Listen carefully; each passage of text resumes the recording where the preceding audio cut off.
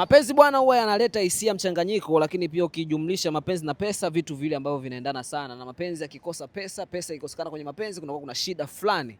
Though niko na mdada ambaye recently hapa ametrend sana kwenye wimbo fulani hivi na challenge fulani ya msanii Diameta, na tutajua yale ambayo tulikuwa tuyajui. So kana sisi pamoja nasi tuendelee kwa pamoja ili tuweze kupata zile story ambazo zilikuwa zina hangout kwake yeye. Mambo vipi?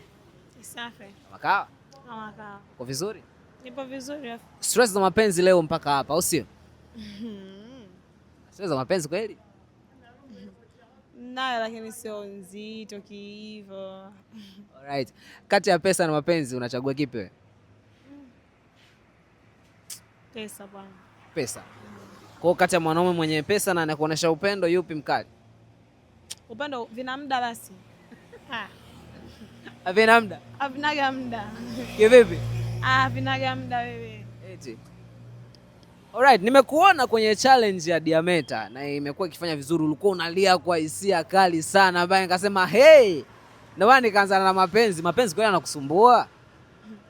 Sio hivyo kwa kiasi chake yani. Mbona ulilia? Kwa kiasi. Kulia muhimu kama umeumia. Kama umeumizwa? Ilikuwa wapi pale? Maana ile clip imeenda viral sana. Mlikuwa wapi mpaka ikatokea vile ukao unalia nini? Ilikuwa tu tumekutana, tumemeet na watu, tuna fun, tunabadilishana mawazo 2 3 4 ndio ikapigwa ile nyimbo. Kwa ikatokea ikakugusa fulani hivi. Ikanigusa. Hayo imekukumbusha? Imenikumbusha mbaya. Sana ile chorus yake ile. Asa wewe mjinga ndio umenifanya mimi mapenzi niachukie hapo yani. So ilikuwaje? Yani nataka kujua story behind. Sawa? Nini kilitokea mpaka ikatokea ile chorus pia ikawa imekuvutia na nini? Mambo yakawa yanaenda hivyo msobe mpaka ukatokea ukalia. Nataka kujua huko nyuma uliteswa? Niliingia katika mahusiano ambayo sio ya umri wangu. Yani niliingia kwenye mahusiano na mtu ambaye sio level yangu mimi, age, kiuchumi, yani kila kitu, yani ni mkubwa kuliko mimi. Unaposema ni mkubwa kuliko wewe, una umri wa miaka mingapi? Mdogo. Mdogo kweli? So, yeye alikuwa unamkadiria alikuwa na umri wa miaka mingapi? Wewe unavomuona vile, atakuwa na umri wa miaka mingapi? Au ndio yule babu yule akasema kwamba yule babu unamuonaje? Ndio yule ambaye alisema kwamba eti wewe ndo mtoto wa 2000 uliyemtia hasara? Ndio huyo. Ndugu mpenzi mtazamaji, naamini utakuwa sasa umeelewa nini kinachoendelea. Nimemfuma yule mdada sasa ambaye ni nahisi story itabenga out. Tutajua mengi sasa. Maana demu mwenyewe ndiyo yeye aliyemuumiza baba yetu, kusababisha mpaka akauza nyumba. Sasa leo tutajua yale ambayo tulikuwa tunajui. Anyway, sasa mimi nataka kwanza ujue watu wakufahamu kwanza kwa majina. Sawa? Maana tumeanza tu mkurumpuko msobe nini, hawajajua jina lako. Jina kamili nani? Jina langu nalolitumia watu nalonijua. Jibabi. Jibabi. Jibabi. Ukisearch popote Jibabi inakuja kabisa. Na inakuonyesha kabisa page yangu najisema nini na nini. Ndio jina langu kubwa nalotumia Jibabi. Sasa Jibabi, baba yetu yeye alilalamika kwamba bwana wewe ulimsababishia mpaka akauza nyumba. Mtoto 2000 ukamtia hasara. Na nataka kujua ilikuwaje, nataka kujua story nzima ilikuwaje, mkakutanana nini na nini kilitokea hapo kati. Unajua kitu kinachoitwa upendo, ukimpenda sana mtu kwa lazima ufanye chochote. Alafu kumpenda mtu sio kwamba unamuonyesha upendo, unampa kitu au unamfanyia vitu ili hata mkija kuachana, afu unaifanya ile iwe source kwamba wewe. Kumbuka kwamba mimi sikukulazimisha, ni wewe ndio ulinilazimisha mimi. Na situation ilivyokuwa kutoka kwangu nikaona mtu mzima alafu alitoka kufiwa na mke wake hivi na hivi. Kwa nini isiwe hivyo? Afu na mimi ukiangalia nilikuwa kwenye matatizo. Yani ndio nimetoka Mbeya nimekuja Dar kuanzisha maisha. Sina yani sipajui kiufupi Dar ikoje.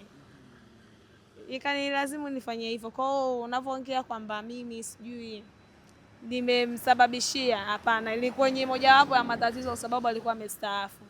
Kwa hiyo alikuwa ni kipindi ambacho hana kazi ya kumuongezea pesa. Ndio ikatokea hiyo situation akaamua kuuza nyumba. So kazoea kuwa na pesa nyingi, hajazoea kuwa na pesa chache, na likitokea tatizo kubwa kama vile ndio mtu na upendo wake mwenyewe wa pili aliuza nyumba ile akanisomesha. Kwa hiyo light angeniambia kwamba sina uwezo wa kukusomesha, nisingemforce au kufanya hivi na hivi. Ni mapenzi yake yeye mwenyewe.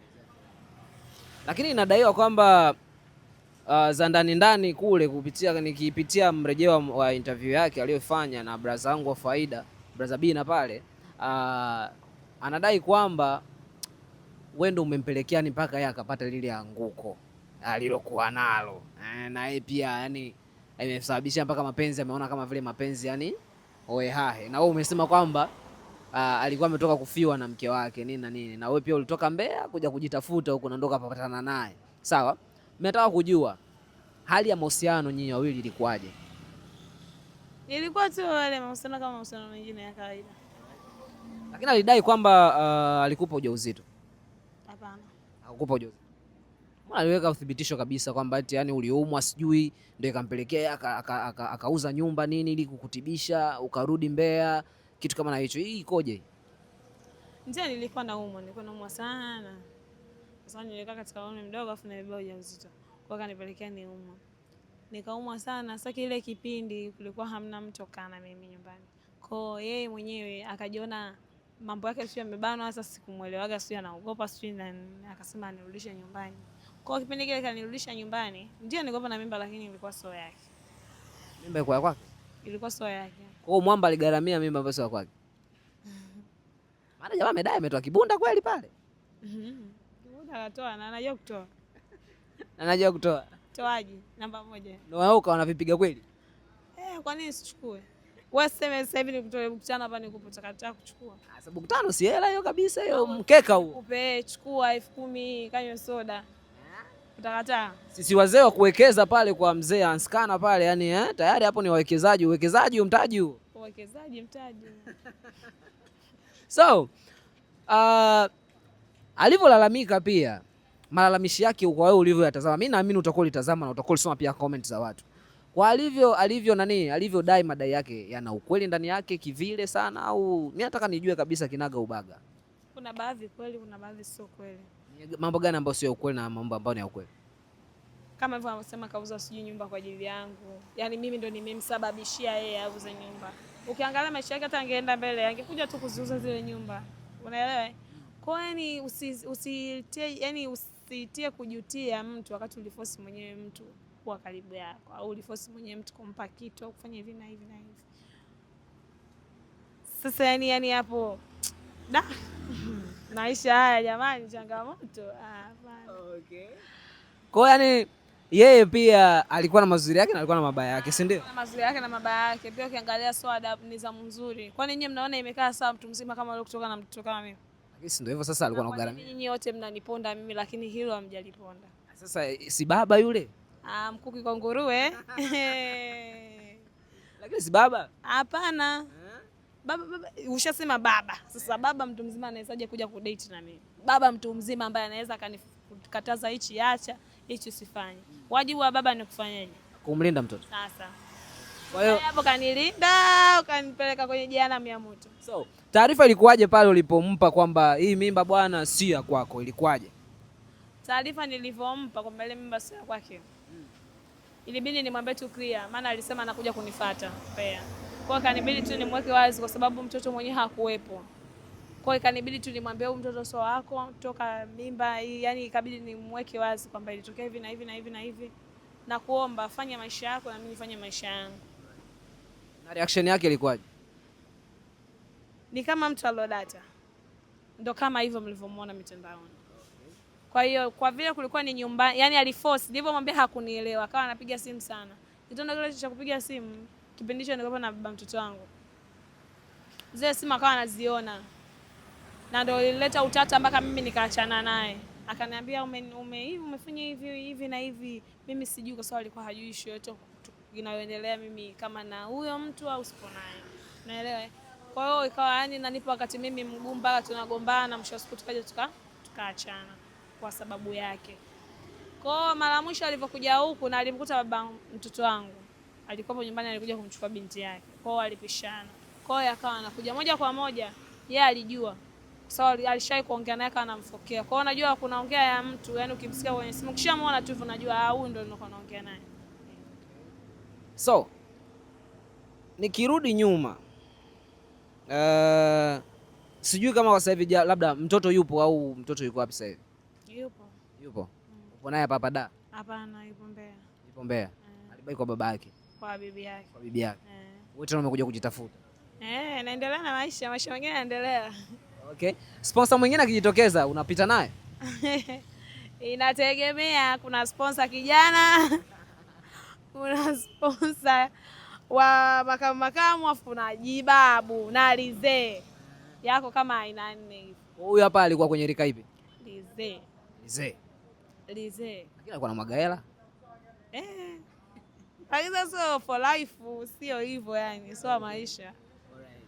Au ulitegemea hapo kitotokea nini kati ya mimi na mzee? Mimi nilitarajia labda tutaona ndoa, labda tulitarajia tusikie ndoa, lakini ndo mapenzi yamekuwa hivyo, songo mbingo limetokea. Mgentia vita nyinyi, ingekuwa napigwa maneno barabara nzima mpaka nafika nyumbani. Okay. Kaolewa na mzee kama baba yake, watoto siku hizo wanalana, ndio maneno ya Kiswahili ndio kama hapa anavyodongea. Okay, wewe nje na tukiachana na hii skendo, wewe ni mtu ambaye unajishughulisha na mishe gani? Mimi ni dancer, model, naigiza pia, designer. Yaani nafanya vitu vingi, natengeneza pia nguo za kushutia, vitu vingi sana nafanya. Pia ni TikTok creator. So tukiachana na hiyo, changamoto gani kubwa ambayo unakutana nayo huko kwenye majukumu yako mazima ambayo umeyataja? Changamoto ni nyingi. Yaani ni nyingi sana. Kukosa kazi, kupata kazi zenye uchangamoto, kutokulipwa. Yaani unajua vipo vitu vingi ambavyo vinakatisha tamaa, lakini huna budi zaidi ya kufanya. Kwa sababu huwezi kukatisha tamaa na mtu. Yeye atakuvunja moyo, atakatisha tamaa hapo, wewe unachokifanya ataondoka. Wewe ukikata tamaa, nani atakuletea kingine? Inabidi tuwe na umakini na moyo pia. Na ile moyo wa kupambana, juhudi, yani usivunjike moyo, usikate tamaa. Okay. Sasa maybe likawa swali langu la mwisho kwako au likawa swali likalozaa maswali mengine.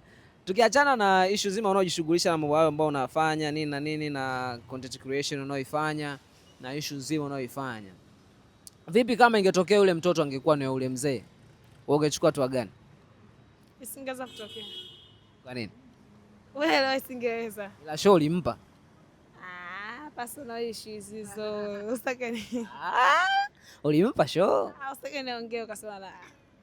Nada. Maana mpaka mzee mwenyewe alithibitisha kwamba nimeuza nyumba kwa ajili yake na mtoto alikuwa kwangu nini akaniambia nipe mtoto mwingine na nini kitu kama hicho. Sasa nataka kujua yani show ulimpa? Mtu anatoaje hela yake wakati hapati?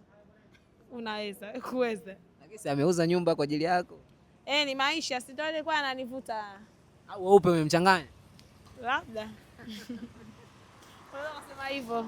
Anyway, wewe wanaume gani unavutiwa nao? Weusi weupe?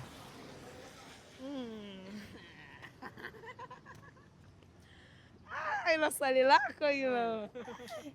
Jamani, hebu niweke pembeni kwa sasa hivi. Bwana. Maana mzee mweusi yule. Mimi vitu vya uso vitu vyangu. Sio vitu vyangu. Maji ya kunde. Maji ya kunde. Alright. Yaani usiwe mweusi, usiwe mweupe. Rangi tu ya kawaida yani. Mrefu mfupi? Mrefu au size ya kati. Yaani anipite, anizidi kimo. Kitambi nini au six penga? Kitambi cha nini? Si mzee alikuwa na kitambi yule. Sasa wewe umeona kwa nini nimekimbia? Au umeona sababu kama hizo sasa? Majibu umeyapata. Usiniambie umekimbia kitambi? Sababu zipo nyingi. Umekimbia kitambi cha mzee? Na aibu.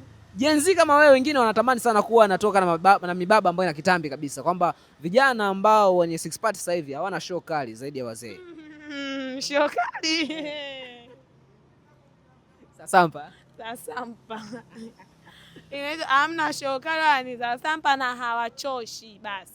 Mimi nakupa nafasi kama sekunde 30 uweze kuwashauri vijana wenzako ambao wanaweza kuwa wanapitia pia hata situation ambayo wewe ilikukuta this time.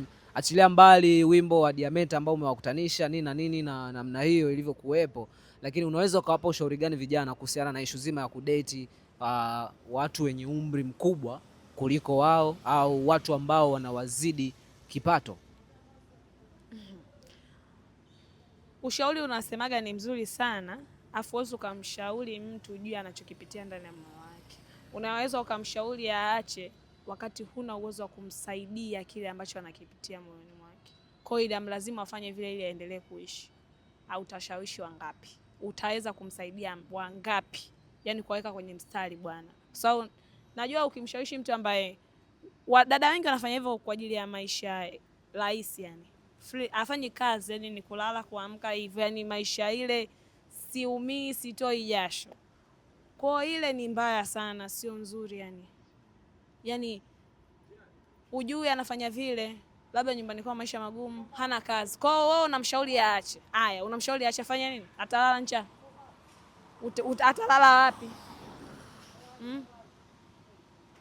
Kwa kumshauri mtu pia ni ngumu wakati kama hujui anachokipitia. Ndio kama ilionitokea mimi. Ndio kama hivyo nasema sasa, kwa wewe ambao naamini utakuwa ulijifunza kitu kimoja kama mawili matatu, kuna somo ambalo umejifunza hapo. Labda unaweza kawaambia nini au madada ambao pia nao right now wanaweza kawa nakutazama wakasema kweli na mimi labda kuna baba fulani natoka naye lakini simuelewi, nashindwa natokaje kwenye hii hali. Labda unaweza kuwapa ushauri huo. Na pia wasiogope chochote ukifanya, kwa sababu wakati unaamua kuingia, yani unavua viatu, unajua kabisa hapa naingia. Yani kwamba wakati unaingia ukunaambia mimi, unajua unaingia. Kwa hiyo yani ukubali, uwe tayari kuface na kitakachokukuta mbele. Yani ukitaka kutoka uwe na utayari kama ulivyoingia, utoke na wala yani usiogope, usimwangalie mtu, sijui nani atakuja atakuuliza maswali, nani atafanya hivi na hivi. Haya ni maisha tu. Lakini yani haijakaa poa, ila sasa kila mtu ana maisha yake. Mimi niseme asante. Kwani haijakaa vizuri yani kwenye unidhamu, kwenye heshima, kwenye taswira nzuri, yani kwenye kila kitu haijakaa poa. Mimi niseme asante. Asante na wewe. Au si? Nashukuru. Akija mbaba Kibuti nampiga huko, sitaki kumuona. Sitaki vijiji baba sasa hivi. Utamsalimia basi mtoto wetu. Utamsalimia mtoto wetu. Nitamsalimia mtoto wetu? Utamsalimia. Mtoto wenu zimefika. Anaitwaje? Anaitwa nani? Anaitwa Angel. Angel. Basi mama Angel, asante. Asante na wewe.